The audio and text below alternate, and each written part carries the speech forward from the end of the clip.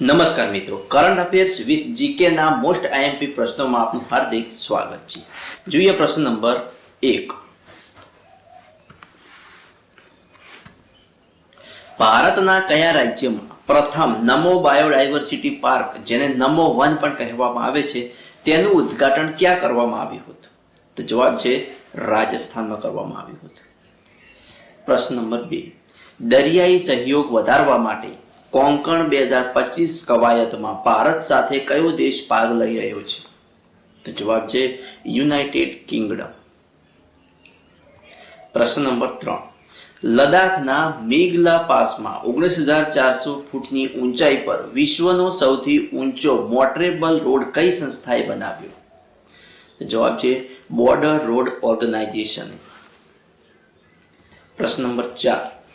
કયા દિવસે world cotton day એટલે કે વિશ્વ કપાસ દિવસ ઉજવવામાં આવ્યો હતો? જવાબ છે 7 ઓક્ટોબર. પ્રશ્ન નંબર 5. કોરલ આનુવંશિક વિવિધતાને જાળવવા માટે કયા દેશે દક્ષિણ પૂર્વ એશિયાની પ્રથમ કોરલ લાર્વા કાયો બેંક શરૂ કરી છે? તો જવાબ છે ફિલિપાઇન્સ. પ્રશ્ન નંબર 6. ભારતના પ્રથમ commercial electric truck battery swapping અને ચાર્જિંગ સ્ટેશનનું ઉદ્ઘાટન ક્યાં થયું? જવાબ છે સોનીપતમાં. પ્રશ્ન નંબર 7. કઈ કંપની તેના એઆઈ સંચાલિતનો કોડ એપ બિલ્ડર ઓપલને ભારત અને જાપાન સહિત 15 દેશોમાં વિસ્તાર્યું છે? તો જવાબ છે ગૂગલે. પ્રશ્ન નંબર 8. કયા રાજ્ય સરકારે જ્ઞાન યજ્ઞ મંડપ ડિજિટલ લાઇબ્રેરી બનાવવાની જાહેરાત કરી છે? તો જવાબ છે ઓડિશા સરકારે.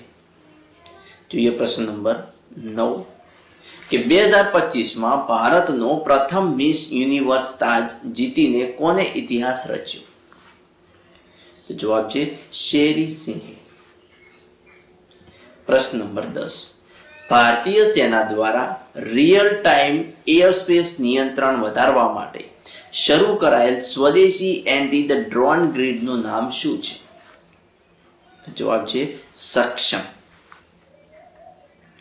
પ્રશ્ન નંબર 11. વેનેઝુએલામાં લોકશાહી અને શાંતિપૂર્ણ સંક્રમણને પ્રોત્સાહન આપવાના તેમના હિંમતવાન પ્રયાસો માટે નોબેલ શાંતિ પુરસ્કાર 2025 કોને મળ્યો?